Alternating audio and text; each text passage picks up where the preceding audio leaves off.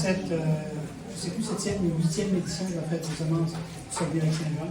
Ça me fait un grand plaisir de vous présenter M. Fortier, qui vient introduire notre journée de conférence.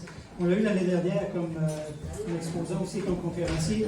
Puis, vous allez voir son kiosque qui est très intéressant. Il va sans doute vous parler de son site Internet aussi, où on trouve beaucoup d'informations. C'est quelqu'un qui est assez connu et reconnu parce qu'il a beaucoup planché sur un paquet de choses sur lesquelles des fois on se pose plein de questions, notamment la matière organique. Souvent, il y a toutes sortes de choses organiques qu'on se demande c'est qu'on fait avec ça. En fait, il y a quelqu'un de compétent qui va nous parler de ça. Je vous laisse entre ses mains, vous figurer, puis on se revoit plus tard. Bonne conférence. Merci beaucoup, M. Bon. J'ai une bonne voix d'habitude, mais je vais prendre ça comme pareil, d'abord, pour être sûr que tout le monde me comprend bien. Je vais essayer de faire moins de gestes parce que je suis gesticulé pas mal et puis là, bon, OK. Alors, bonjour! Content de revenir à Alma pour une deuxième fois. Puis aujourd'hui, on va parler, on n'a pas grand temps, mais je vous le jure, parce que là, il y a beaucoup. Qu'est-ce qu'il y a allumé là?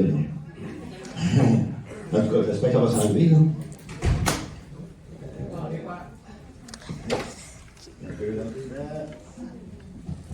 OK.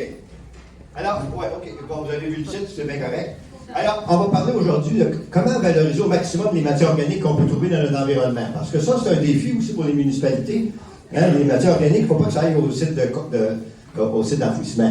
Ça fait des gaz à effet de serre. Fait que nos jeunes vont être obligés de subir tout ça.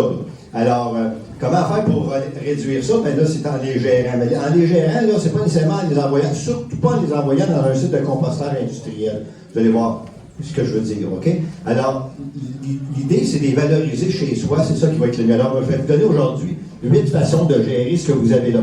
Les déchets de nourriture végétale, les fumiers, etc., les feuilles mortes, les coupures de gaz, tout ce que vous reconnaissez que vous avez disponible chez vous, fort possible. Ou, pour certaines personnes qui n'ont pas de terrain ou moins de terrain, il y a moins de résidus végétales.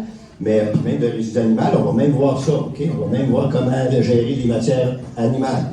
Alors, de différentes façons. On va parler aujourd'hui, entre autres, de compostage. Ça, c'est connu pas mal, mais fait qu'on ne s'attendra pas là-dessus.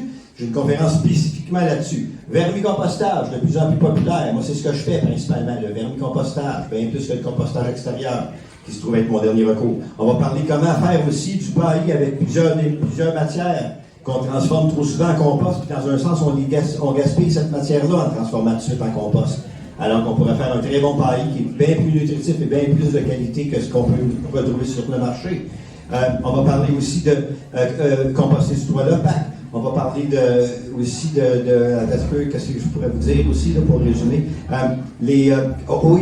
Comment faire pour ne pas enlever certaines matières aussi. OK? Laisser certains résidus sur place. On fait trop de ménage parce qu'on veut que ça soit propre. On va vous donner des manières pour que ça soit propre pareil, mais sans avoir à faire le ménage. Vous allez sauver du temps. OK? Alors, beaucoup de choses qu'on va voir aujourd'hui qui, je pense, possible vont vous intéresser. En tout cas, moi, ailleurs, ça intéresse les gens. J'imagine que ça va être la même affaire.